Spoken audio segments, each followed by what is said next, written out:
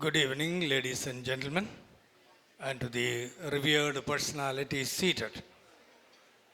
I am Father Jose Thomas, incidentally, the person in charge of the administration of the Archdiocesan Cathedral, which we call the Basilica.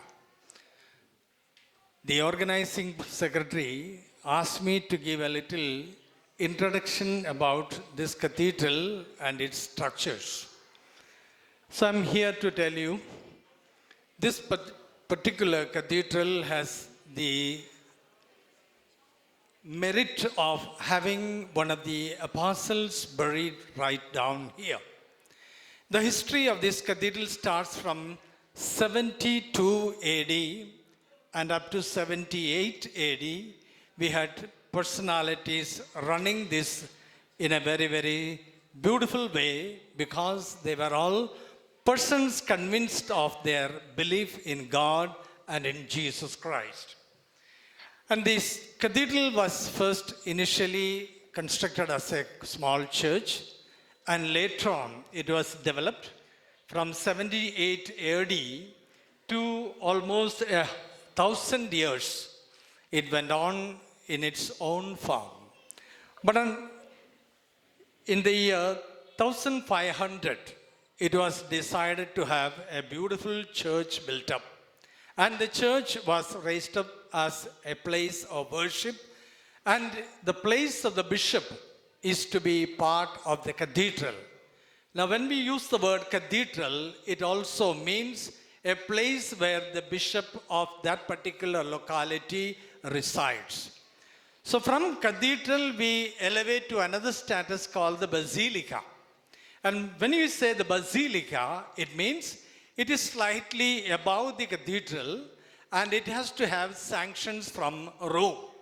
And with the sanctions of the Holy See, a particular church is elevated as basilica.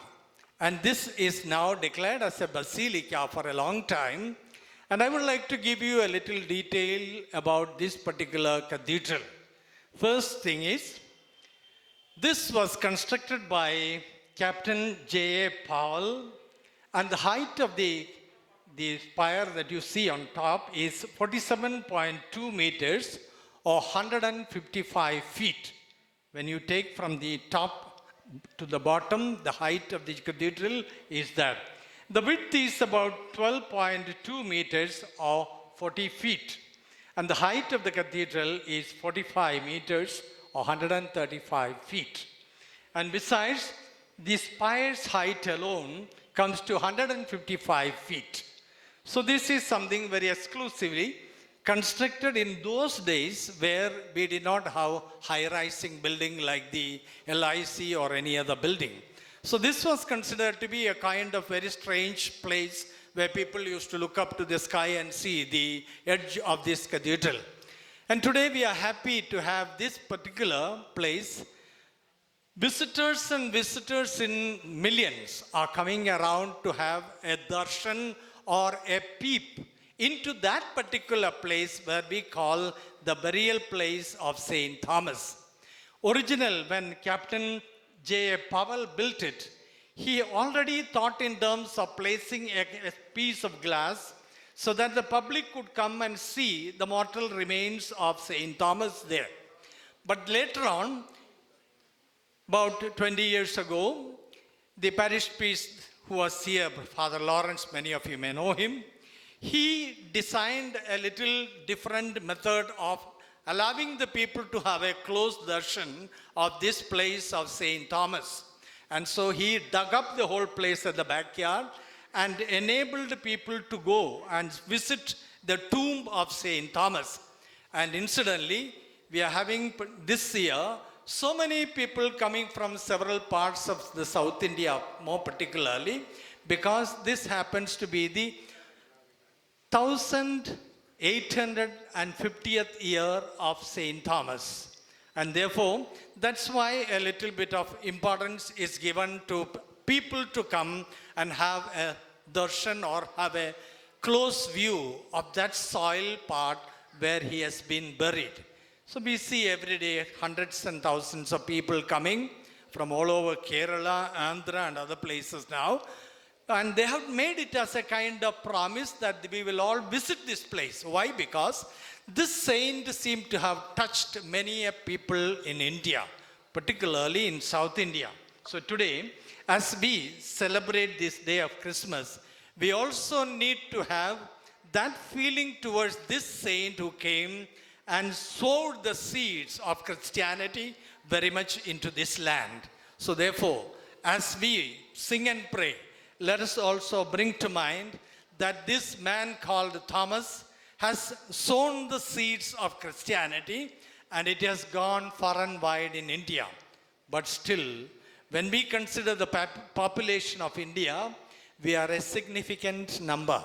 But to tell you the fact, as Catholics or other denominations, we become insignificant. But when we are combined together, we become significant. So therefore, this joint ventures of our Christian community alone can make us grow into a richer and wider community of believers. So today, let us resolve in our minds that we have a beautiful cathedral, which is also a basilica, and there is a bishop, and most of the other denominations have their leaders and bishops to take care of them. And therefore, we on our part shall appreciate this venture and continue to pray and sustain our faith. Now the Archbishop is coming in. We shall stand and welcome him.